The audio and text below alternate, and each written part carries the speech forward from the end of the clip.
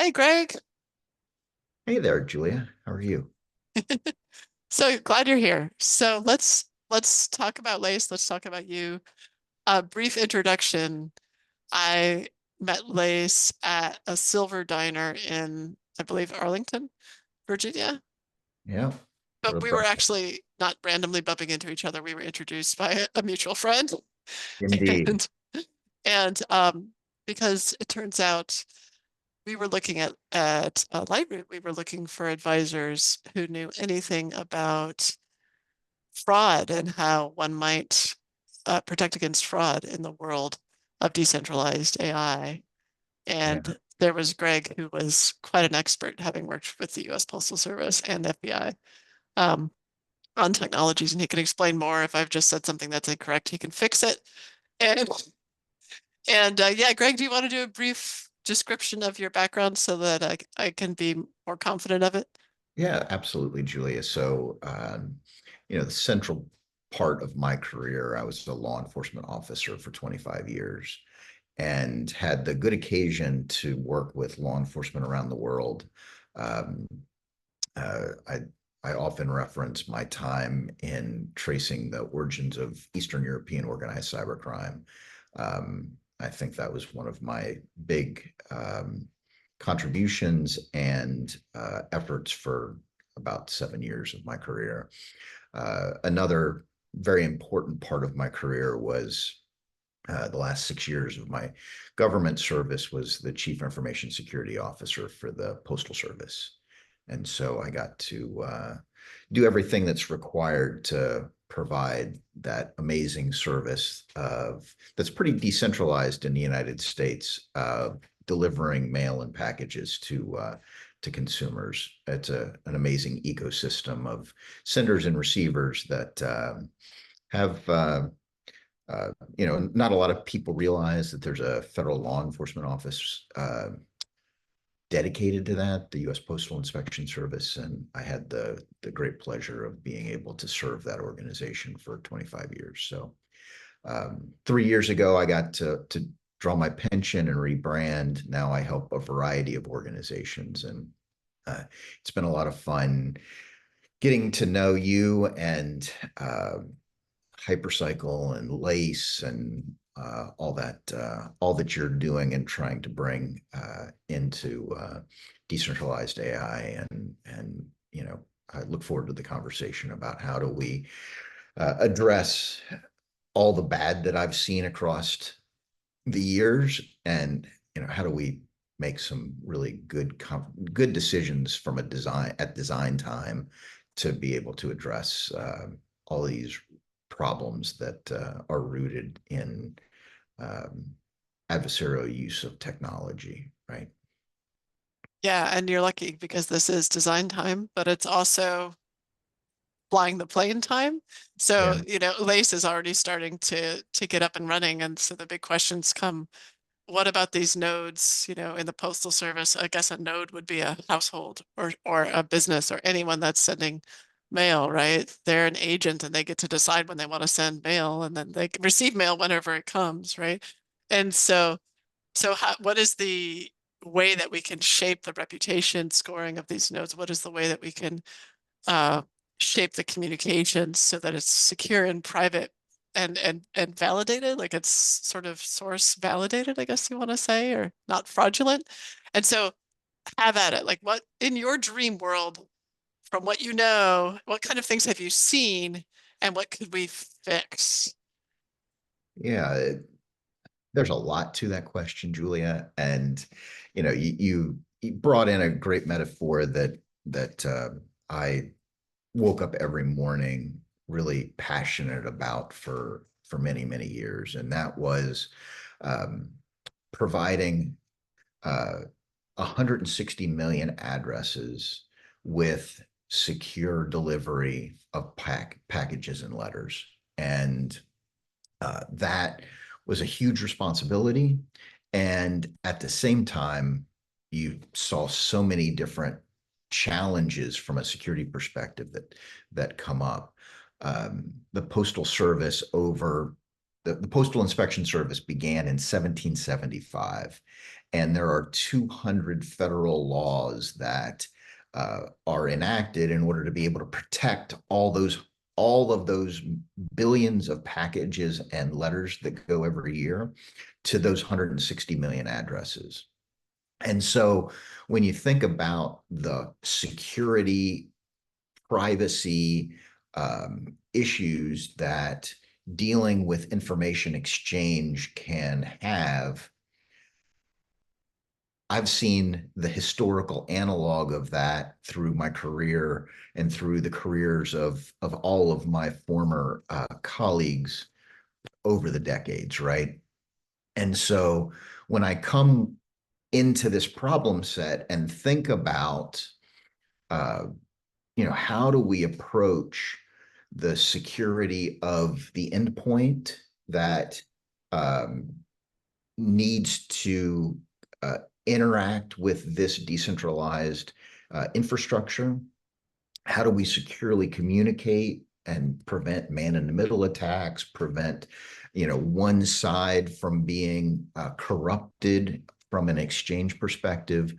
Um, those are the types of things that I think are very important.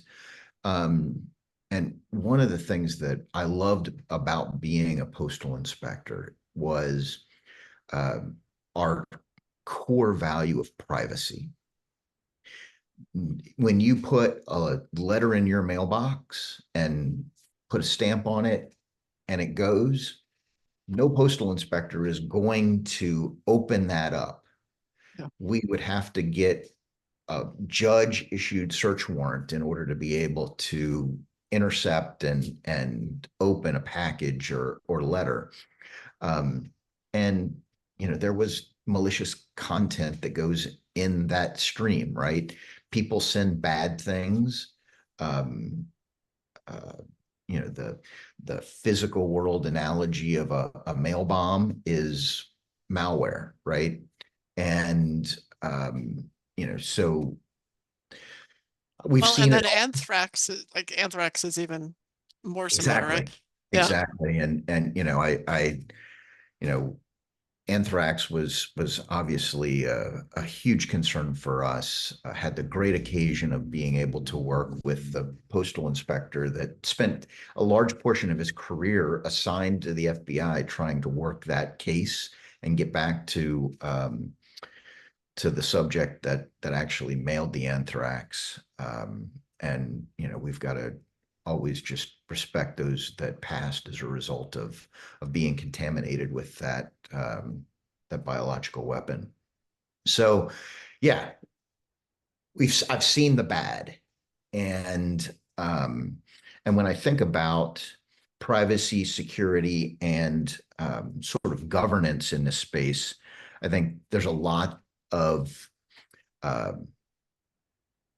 thought process that needs to go into how we enroll nodes, Mhm. how we establish trust between those nodes, um, make those nodes reputable Mhm. from an exchange perspective, and how we depend on that from a value exchange perspective. I think you know some nodes would be more valuable from a sending and receiving perspective than other nodes. Of Um, course. and so we need to understand how those value exchanges interplay. Um, and I Do you think there could be, I mean, sorry to interrupt, but I got yeah, an idea. I'm sort of imagining, I like this analogy and I'm still in it. I'm sort of imagining the nodes that are, and this conversation will probably be kind of free flowing as we move along ideas because this is all not figured out yet, right?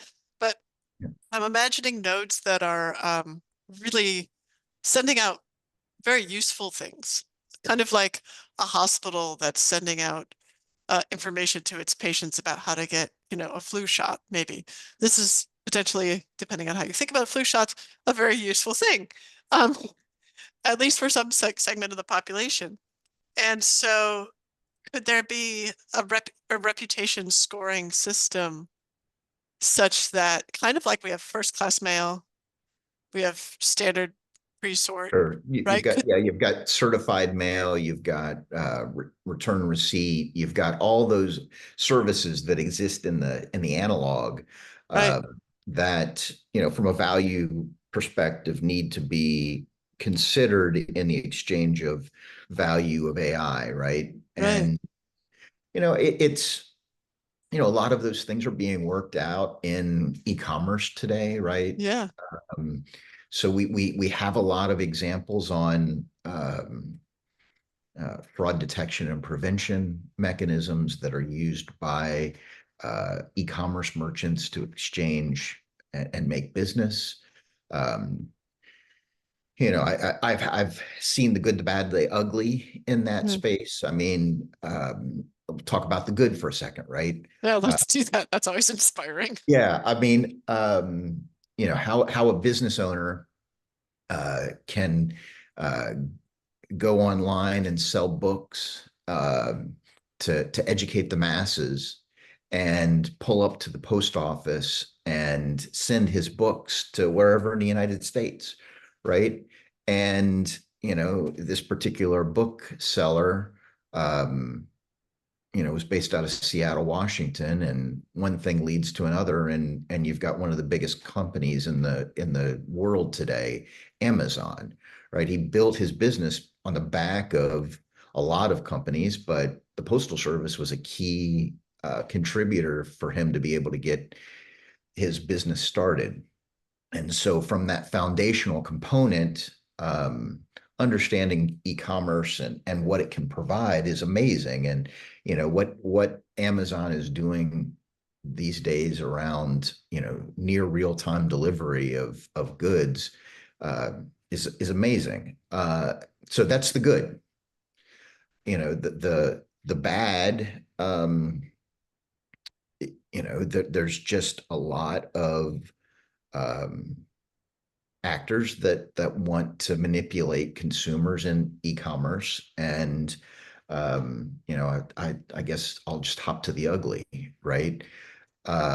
Is there are organized gangs that uh, dupe e-commerce merchants into sending sending their goods um, for paid for with fraudulent means, Right. fraudulent credit cards and those kinds of things, and the merchandise is stolen. I've unfortunately talked to business owners that, a small camera shop. I just remember this one example. He said, I do about $60,000 a year in e-commerce business. I'm a small storefront here, and I think they were in New York City, um, and he got a lot of orders online, took in the credit card transactions, sent out tens of thousands of dollars worth of camera equipment. And sure enough, the credit card transactions came back as bad. The merchandise was gone, and he had to fold up shop, right? And um, that's the bad and the ugly of that challenge. But um, we need to recognize that there are people with ill intent that will leverage AI infrastructure to facilitate their schemes, Right. right? And that's something that, from a control perspective, going back to your reputation analogy, I think we have frameworks that do rely upon kind of frequency of good transactions to know that an endpoint is reputable. Yep. Another example of good and the bad in this case is um, I had the great occasion of helping to support another huge business partner of the Postal Service, and it was a little company in San Jose, California. Its owner uh, wanted a way to be able to collect Pez dispensers. He was an avid Pez the little candy Yeah, dispensers, of course. avid Pez dispenser And he had so many of, he had a huge collection of these Pez dispensers. You name it, Batman and, Eiffel Tower and all these Pez Oh dispensers. yeah, there's a restaurant that I went to in Evanston, Illinois that had the walls lined, like big restaurant with the walls lined with these, and then none of them were the same. I mean, it was phenomenal. It's Yeah. amazing how many different Pez dispensers there are. And so eBay was this company, and the Postal Service developed an amazing relationship with eBay. We were helping buyers and sellers literally transact billions of dollars in economic value. The Postal Service itself was making $1 billion on postage every year from eBay at one point. It was Oh, amazing. this is And pre-Amazon, pre-Amazon. Yeah, right? yeah. These were the early days. Right. And I had the opportunity. I was based in San Francisco. I had the opportunity to see this grow. With the good comes the bad. We Yeah. received so many fraud complaints, people not receiving the goods that they ordered, people um, uh, not getting paid for the goods that they sold, and complex schemes. And I had the bad fortune, some would say good fortune, of being able to be the postal inspector that had a cubicle in the trust and safety group at eBay. And I saw all the fraud complaints. Oh wow. That's called And an I opportunity, Greg. an opportunity. I saw the good and the bad of the whole thing, right? I had the pick of the litter of the cases. And I decided I would focus on Eastern European organized cybercrime. And U.S. Attorney's Office in San Jose helped me a lot, kind of develop that focus. And you just get a sense for um, what's happening. One of the actors that the U.S. Attorney's Office put me on was the first person to ever steal the username and password for a power seller account. Oh wow. I share this as we talk about node and reputation, Right. right? Because power seller accounts are a form of reputation, Right. right? Of course. And so power seller accounts, when you had a power seller account and you put an item up there, the bidders, they could trust that they would get what they won, right? And by stealing power seller accounts, this subject was able to put false auctions up for high dollar value items Right. and people to send him money. And that In exchange for nothing. in exchange for nothing. He would never deliver, right? Right. But couldn't the rating go down then? Of course, it could go down, but you have people that are defrauded, right? Right. And and so I just share that analogy Yeah. as we talk about, there is a lot of value to reputational systems. Reputational systems can be manipulated, But people still um, get defrauded.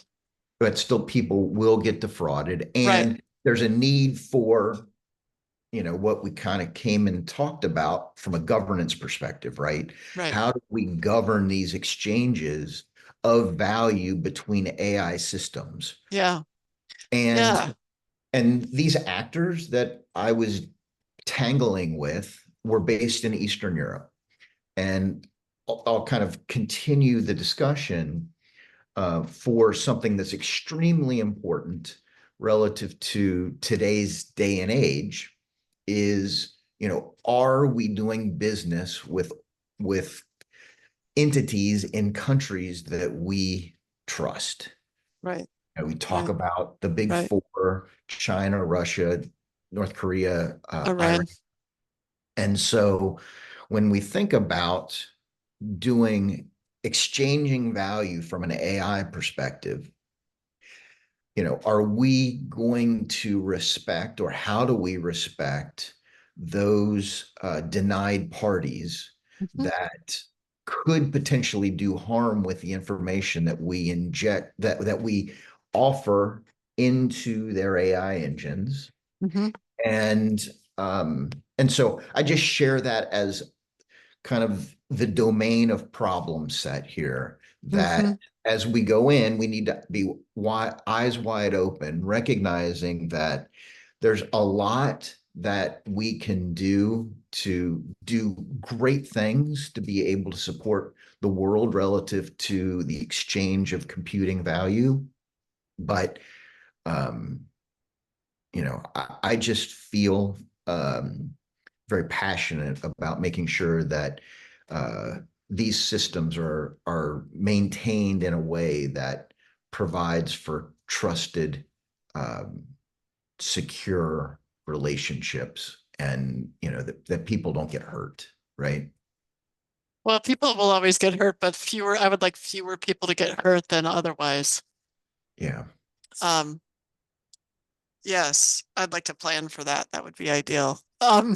So just to take that because we're wrapping up on time soon, I want to take the original analogy or metaphor. I never know, and I don't care what the difference is, but or simile, frankly, um, yeah, of this idea of the nodes in the U.S. postal system being the individual households or the businesses that are sending and receiving information.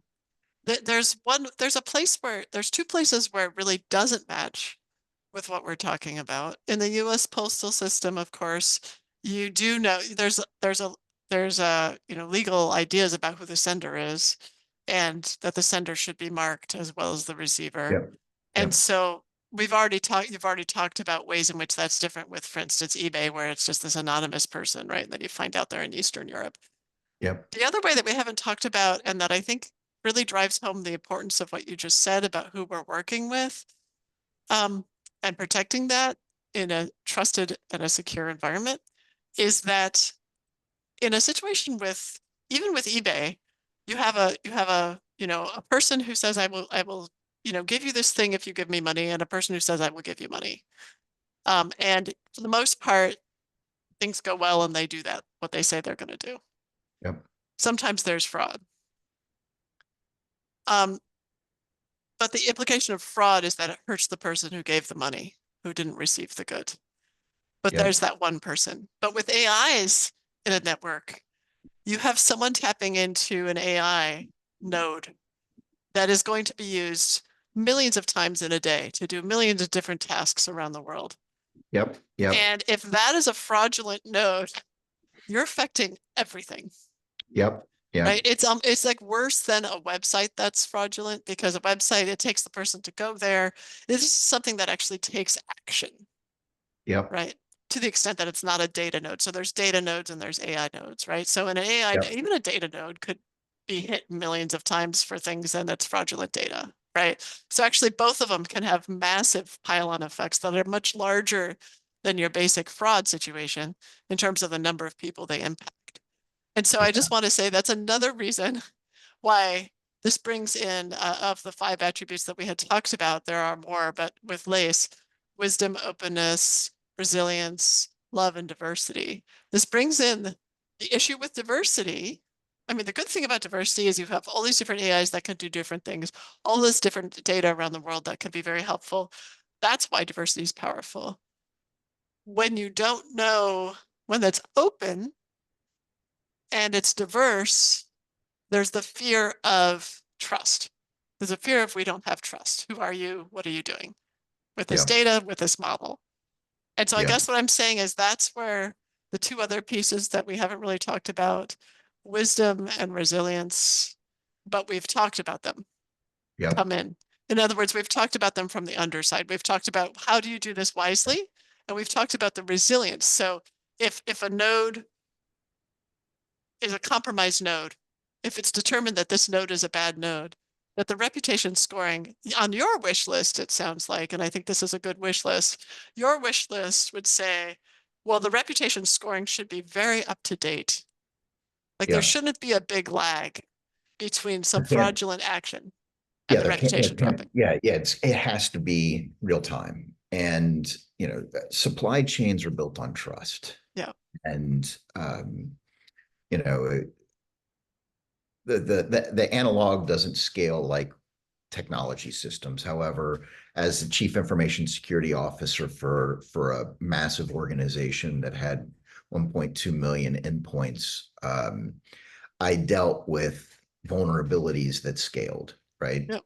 And so a couple of those vulnerabilities that scaled, um, uh, I I transitioned from my law enforcement role to a defensive role as the chief information security officer because a nation state hacked into our employee data and stole all 600,000 employees' personal identifying records. So, you know, a node can disclose massive amounts of data. So you've got sensitive information disclosure. Right. Um, in 2017, I had the fortunate insight that a vulnerability that had been leaked from the National Security Agency would could present a massive problem. Shadow Brokers was the hacking group that stole a vulnerability called Eternal Blue, which was an SMB vulnerability on Windows operating systems. And um, organizations that paid attention to that could patch the Windows systems because um, Microsoft put out an emergency update. But though about 2 weeks after the emergency update came out, there was a major attack. It was the WannaCry attack that was basically a denial of service attack across so many organizations. And so, you can see with ransomware attacks, and you will get AI born ransomware type denial of service attacks, um, how endpoints can be affected, right? And Mhm. my biggest business partner, FedEx, had a $400 million financial impact as a result of the negative consequences from the Eternal Blue situation. So that's an excellent example of how supply chains depend upon trust and how attacks in this ecosystem can really have a negative impact um, on operations. You see it with the every ransomware attack that's come out in the last couple of years, right? Most recently, I've been talking a lot about the CDK Global attack, Mhm. where 15,000 dealerships across the United States can't sell vehicles, can't get parts, can't order new vehicles. Um, Yeah, you know, cyber attacks scale unlike physical terrorist attacks. exactly. And so, yeah, so Although those that's scale differently though in time, I guess. yeah, it's very different. And so those are a couple of the things that we, from a concern perspective, and those go right to some of those virtues of resilience. Yeah. Uh, I this more. Do you mind if I tell one more story? No, I am loving this, and please tell one more story. But this, especially about resilience, because I'm basically trying to get your checklist for LACE, and so far you've really covered a lot. So yeah, resilience. Let's go. I'm going to go back to a physical world example, and I'm so excited to share this one because it's so beautiful. It starts off with a bad situation. In There's a reason why we can't carry water bottles onto airplanes today. A chemical expert that was a member of a terrorist organization, Al Qaeda of the Arabian Peninsula, developed a plastic explosive that um, you may remember the shoe bomber attack. Yep. Um, I was really called into action after two parcel bombs were put into the international supply chain. They weren't Boy. put into the postal supply chain. They were put in via UPS and FedEx. Um, the bomb maker had injected liquid explosive into the printer cartridges of two Hewlett Packard printers. Boy. And he entered those into FedEx and UPS from storefronts in Yemen. And those printers were shipped to an address in Chicago. You and I are both have Chicago roots. Yeah. What part of Chicago? I don't remember specifically. We could probably look it up. Um, and those two, um, the intelligence community had awareness of this actor's activities. Fortunately, the two cargo planes were stopped in Europe before they came into American airspace. The actor had hoped to blow those planes up when they got over American airspace. Oh, so the address doesn't matter. They were never It, going it there. wasn't really, yeah, it Yeah. wasn't destined for the Wow. address. It was just Wow. to get to the United States. And um, and so for the next several years, I had the responsibility. At the time, this was before I became CISO. I was responsible for global security for the Postal Service. And I had to come up with a way, and my team had to come up with a way to be able to properly screen packages, just like screening everybody that TSA screens today, coming from everywhere around the world. Boy. So the Postal Service does business with 192 countries. So we have to do business with everyone. I had to make a screening capability that could be implemented in the least developed countries of the world. So you And couldn't just run everything through an X-ray or do, I don't yes, know, like a sonogram. I mean, some of those airports, postal administrations in Africa didn't have the technology that we have in the United States and other places to properly screen packages. So I went about developing two standards that were implemented by a United Nations organization. Those two standards, one was for the physical security of the postal facilities where the screening activities would take place. And the second were the actual aviation security screening procedures that would be made for packages entering the international supply chain that would go on to commercial aviation. Had to work with the IATA, the International Association of Transport Association, the International Civil Aviation Organization, World Customs, and a number of stakeholders. And um, we needed to make sure that in order to get these standards adopted uh, into the United Nations, so that everyone had to play at the same level, and so we could assure swift transport of goods. We went to Africa.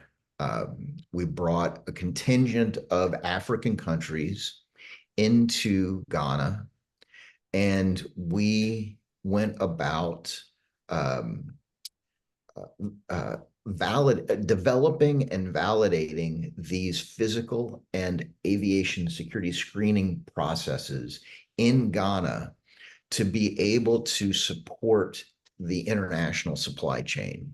This is like Apollo 13, like working with the equipment that you have around you, right? Exactly, completely. You only have what you have, right? Right. And we had to also confirm with our other African counterparts that had come, this was in 2012, that we could do all of these things across all of the African countries. There's 54 African nations. Mm. that had to be able to do these things. So we had to Right. get confirmation. And so we developed these standards and we confirmed that they could operate in Ghana. We could confirm that they could operate in the other 52 countries. And um, and we certified Ghana in that the performance of the standards. A couple months later, there was a United Nations convention meeting when all of the countries get together and approve the adoption of the standards. We Isn't there a United Nations Postal Service group or something? Exactly. It's called the Universal Postal Union. Okay. It's a specialized agency that deals with all of these postal related matters. Okay. It's very complicated, and you can imagine dealing with aviation authorities And the and, different regulations across different countries. oh yeah, GDPR, all that sort of stuff. And so um, we went to the Congress where these standards were adopted and approved, and today they're functional. And Wow. this morning, I saw a post on my LinkedIn, and I had just it warmed my heart that the African nations have developed a independent capability to be able to go in and validate their own processes. So we used to have to come in from the United States and Europe to validate that they were doing what they said they were doing. But for the first time in Ghana, the African postal nations got together and validated for themselves the implementation against these standards. And Hmm. now they don't need our outside help. It's so important from a framework perspective when we think about this from a decentralized AI perspective that Yes. once we go forward, these nodes need to be self verifying, self certifying, and that those nodes that are around them that are interacting with them need to be able to validate themselves. So for me, it was such a strong metaphor for how the international community can come together and do something that's so very valuable to facilitate the exchange of value and commerce. Yeah. And we can do that in the least developed countries in the world in Africa. And so I share that story with you. It just really resonates this moment. Yeah. And, thank you for giving me an opportunity to kind of share the challenges that we face, but also how we can overcome those challenges and what good can come from the development of security for decentralized AI. I couldn't think of a better story. That's fantastic. Or a better arc to our conversation. From the ugly to the beautiful. Amen. Awesome. Thank you. We should end it here because this has been great. And yeah, I can't think of a better place to end it. So thanks Thank so you. much for the time, Yeah, Greg. thank Thanks you for for being an giving me the advisor. opportunity. Yeah.